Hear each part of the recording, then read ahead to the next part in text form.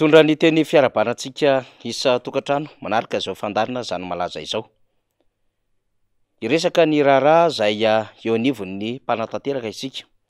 Amin'ny ankapobeny manko rehefa hoe mpanatanteraka arak'ireo fahefana telo voasolotry ny lalàna amin'ny fampandehanana ny androm-panjakana ho an'ny eto Madagasikara dia saika amin'ny filohan'ny repoblika ny voaresaka. Ka miafina ao ambadiky ny asa manandraikitry ny filohan'ny repoblika izay lany vahoaka tamin'ny alalan'ny latsabato mivatana kanefa manandraikitra lehibe ny Prime Ministre lehibe an'ny gouvernemanta. Ny Prime Ministre lehibe an'ny gouvernemanta dia tendreny ny filohan'ny repoblika araky ny andininy fa 450 ao anatin'ny lalam-pandroenana. Ka ao ny fanazavanany amin'ny hoe ny filohan'ny repoblika no mampitsahatra amin'ny Prime Ministre amin'ny asany aorian'ny fanolorany ny fametraha-pelan'ny gouvernemanta na vokatry ny fahadsoana goavana na no ny tsy fahombiazana azo tsapahitanana. Raha adikatsika amin'ny teny frantsay zany de hoe il met fin aux fonctions de Premier ministre soit sur la présentation par celui-ci de la démission du gouvernement, soit en cas de faute grave ou de défaillance manifeste. Ny lalàna no miresaka an'izany ka nde hiverenantsika ny zava-misy eto amin'ny tany sy ny firenena. Ao anatin'izany asa ny Prime Ministre lehibe ny gouvernemanta izany raha jerevana ny toko faharoa ny amin'ny gouvernemanta ary andininy fa 17 miresaka hoe ny gouvernemanta dia ahitana Prime Ministre sy ministra ary ao anatin'izany no mitanisa amin'izay amin'ireo andininy samihafa amin'ny asa sy ny andraikitra zany Prime Ministre lehibe ny gouvernemanta izany. Alay-piaraha tsika hiresaka an'izany satria ny zava-misy amin'izao fotoana izao amin'ny tsy fandehanany raharaham-pirenena dia tondrona ho tompon'antoka amin'izao ny eo anivon'ny mpanatanteraka ka tsy ny eny anivon'ny fiadinan'ny repoblika fotsiny ihany fa ny gouvernemanta amin'ny alalan'ny Prime Ministre dia tompon'andraikitra amin'izany.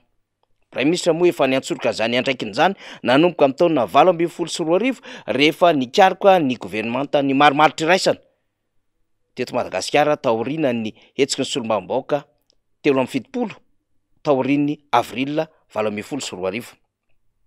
Ny tohiny taty amin'ny 2024 ary nanakina ny filoham-pirenena fahatokisana sy andraikitra izy mandrakity ny androany. Kanefa rehefa mijery ny zava-misy iainany le fitondrana amin'ny ankapobeny dia tsy afabela ao anatin'izany tsy fahombiazana zany ny Prime Ministre lehibe ny gouvernemanta.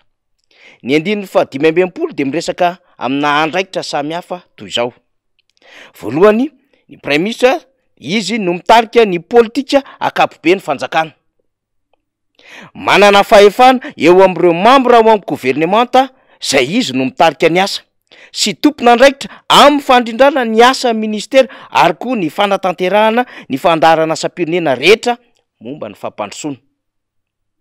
De mbola mitoy zany manapaka ny volavolan-dalàna ary hosodinian'ny filan-kevitry ministra ary apetraka eo amin'ny braony iray amin'ireo antenimera rotota. Mbola toizantsika ihany ny andraikitra ny Prime Ministre lehibe ny gouvernemanta zany de hoe miantoka ny fanatanterahana ny lalàna. Anisan'izany koa ohatra ny hoe manara-maso ny fampiarana ireo didim-pitsarana. Mbola ao anatin'izany andraikitry ny Prime Ministre zany ihany koa ny amin'ny hoe miantoka ny filaminana, ny fandriam-pahalemana ary mamaro toerana manerana ny tany-pirenena anatin'ny fanajana ny firaisam-pirenena. Amin'izany izy no mampiasa ireo rehetra miandraikitra ny filaminana, ny fitandrona ny fandriam-pahalemana, ny filaminana anaty ary ny fiarovana.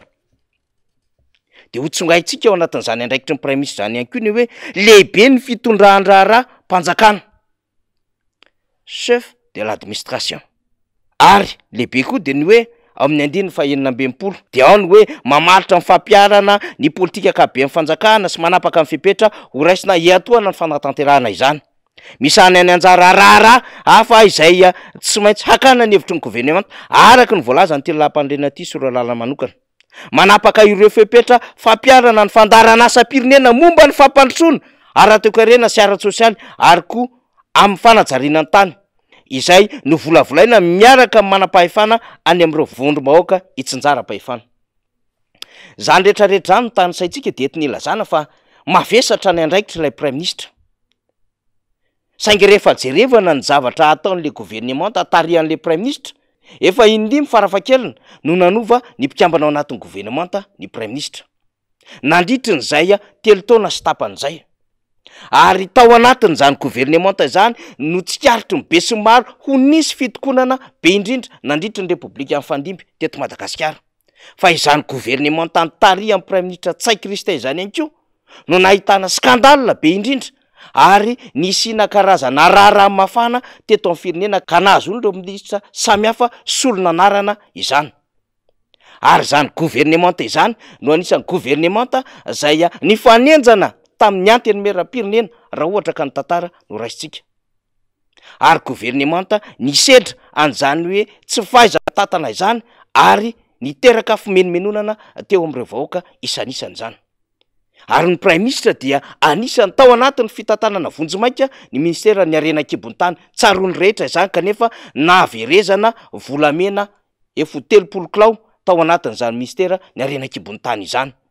Fa nandritry ny fotoana nitondrano mba tsy hiverenantsika ny raha skandala samihafa no nahitana anton-javatra maro be samihafa ka napotika ohatra ny Jirama, napotika ny Hermady, ary nahitana ady hevitra maro be. Izany no nitondrantsika ny ady hevitra ity fa tsy afa-miala ao anatin'izao olana ara-ekonomika sosialy izao ny prime ministre, satria raha arak'ireo andraikiny izay nivakitsika ireo dia tena mitarika amin'ny fampandrosoana izy, kanefa efa nisafidy ny tsy hanao fampandrosoana ny fanjakana tamin'ny alalan'ny fanehoan-kevitry ny taleny kabinetra ny fiadinan'ny repoblika. Izy nefa no miantoka zany fampandrosoana zany, ary miantoka ny asan'ireo gouvernemanta izay tsy ahita-pahombiazana amin'izao fotoana izao. Dikany akoatra ny filohan'ny repoblika izay angatahany rehetra fametraha-pialana dia anisan'ny tena hitodiany rehetra ihany koa ny fampientra-pialany izany prime ministre izany.